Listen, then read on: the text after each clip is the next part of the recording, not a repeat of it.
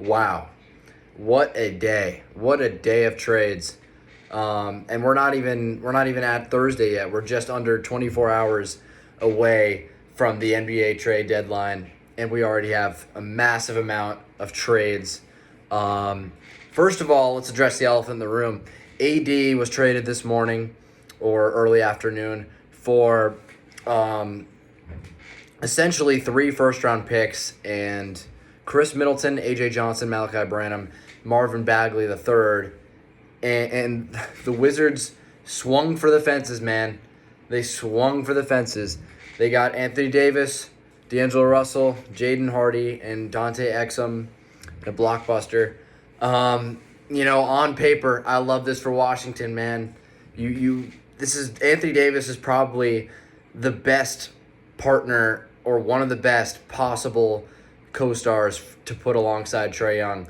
A lob threat with that kind of passing, and then a guy who can score in the post and really good defensively and can cover up for a lot of Trae Young's defensive holes. I mean, wow, with that great young core of Koulibaly, Keyshawn George, with the Trae Johnson, the rookie, the list goes on. Wow, the Wizards are here, man. The Wizards are about to make the playoffs. The Wizards are about to be a threat in the Eastern Conference. Yeah, it looks that way. But there's one bit of information you may not be thinking of, and here's where it takes a turn. Anthony Davis is not known for his health.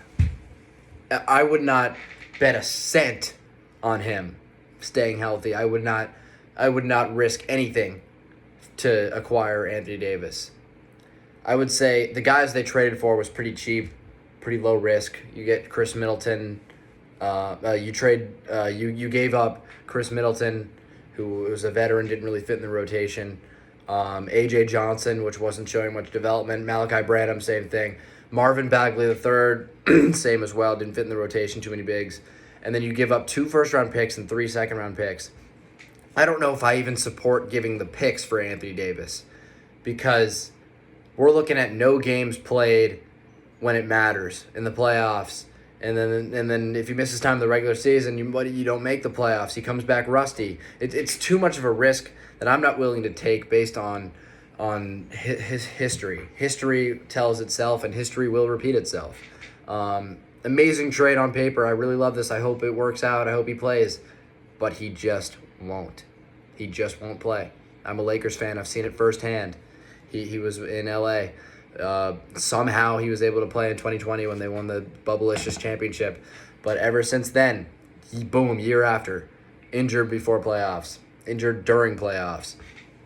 2022, a bunch of injuries throughout the season. Never was quite right. The roster was bad anyway. 2023, he was relatively healthy, but then they got swept by the Nuggets, and he also missed some time during the regular season. He's going to miss time, like guaranteed. 2024, same story. He missed the annual amount of time, about 2 months, came back and wasn't ready to play Jokic, and they got swept again. And then 2025, he misses time first during the Lakers for a month. He comes back for Dallas, and in the first game, he looks amazing, incredible. Oh my God, Anthony Davis is here in Dallas. Who cares about Luka Doncic? Boom, not even a game or two after, the same game he goes down. And he and Kyrie don't even have a full NBA game log together. That's how much both of them were injured, and particularly Anthony Davis. He couldn't even make it one game. And then he's never been the same since that game. We've never seen the dominant Anthony Davis we're accustomed to from the Lakers, Pelicans, or whatever. We haven't seen All-Star, All-NBA Anthony Davis, arguably, since that very game where he went down last year, about March. So it's just not worth it. The Wizards are just picking up everybody they can who no one else wants. Trae Young, love the guy. I'm a Hawks fan from Atlanta. Didn't want to see him go. But the sad truth is that no one else wanted to take on Trae Young's defense or lack thereof. And and as you can see, he was only traded for C.J. McCollum and Corey Kispert, his value was that low. 2 vets, no picks.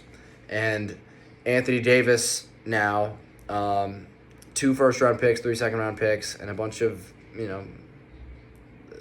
some young talent, but nothing special. Pretty much 4 casuals, and 2 first-round picks, 3 second-round picks. But the Wizards, the key thing here is the Wizards keep the 2026 pick. So if I'm Washington, the smart thing to do would be to not play Trae Young or Anthony Davis this season, if you can legally do that without breaking any rules. Not play them, finish the tank job for this year, and use that 2026 pick to draft a great player in this new draft, which coming up this summer, which looks incredible. Cameron Boozer, AJ DeBanza, the list goes on. Darren Peterson. Tank for that draft. And then they could get even better if they get a high pick, which they are poised to right now based on the current standing. So why start winning? Why win now when you have the chance to get even better, to get even richer with a top prospect in a great upcoming draft? So that's where I look at it. They kind of just scooped up the people they could with low value, right time in the right place. Right place at the right time is the Wizards. And they have nothing to lose. They've been a poverty franchise for a while now. So might as well, I guess. My question is, though, what's the rush? What's the rush for the contention? What's the rush to acquire Anthony Davis and make a playoff push after getting Trae Young? Why not wait it out, use the pick, develop the young talent a little bit? If they gave away the pick, it'd be a different story. There'd be much more criticism. But since they were able to keep this year's 2026 pick, why not, I guess? I don't believe in Anthony Davis. I don't think he's worth the amount of value. He's just not going to play. And that's really what it comes down to. But on paper, great. Reality, he's not going to play. He's not going to play. Something's going to happen. Mark my words. The other trades today, that's all I got regarding the Anthony Davis trade. Time will tell, and history will repeat itself because it always does. The other trades today, moving on. The Charlotte Hornets acquired Kobe White and Mike Conley. They waived Mike Conley, and they gave the Bulls Colin Sexton, Ousmane Dieng, and 3 second-round picks. Big move for Charlotte.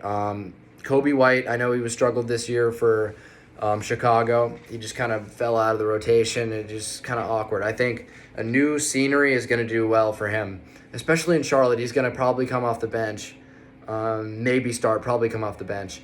And those minutes will be his. He can carry that lineup, that bench lineup, which they needed the bench depth. Colin Sexton wasn't working out. They basically get an upgraded Colin Sexton for that bench 6-man role. And I think this is great for Charlotte. They're on a 7-game win streak right now, and they're looking to make a play-in playoff push, it's looking great. It's looking possible right now. I would say, make any other big moves you can in this next 24 hours, 20 hours, and try to keep the winning going, and maybe make a play-in push, playoff push if you're lucky. I like this for Charlotte. They needed that depth. Kobe White's going to do great here.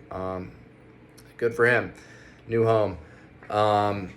And then lastly, Jared McCain shockingly traded to the Oklahoma City Thunder of all places today for this year's Thunder 2026 first round pick and 3 second round picks. Wow.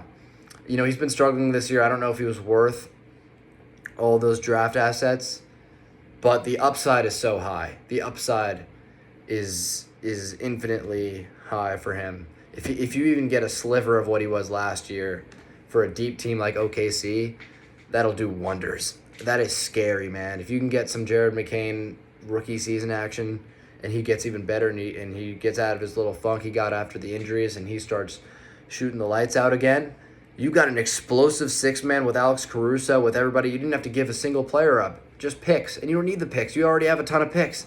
So they didn't really lose much to get a roster update and a little younger with Jared McCain. So this is great for OKC. Philly gets some draft capital. Those picks aren't going to do much, though, because it's the Thunder's 2026 pick, and they're the number 1 seed in the league right now, so that's going to be a bad pick. But, hey, you trade a one man's trash, another man's treasure, basically. You trade someone who wasn't working there, didn't really fit. They have a lot of guards, was struggling. Might as well get some draft capital, but mainly this is about OKC. This is about the rich getting richer.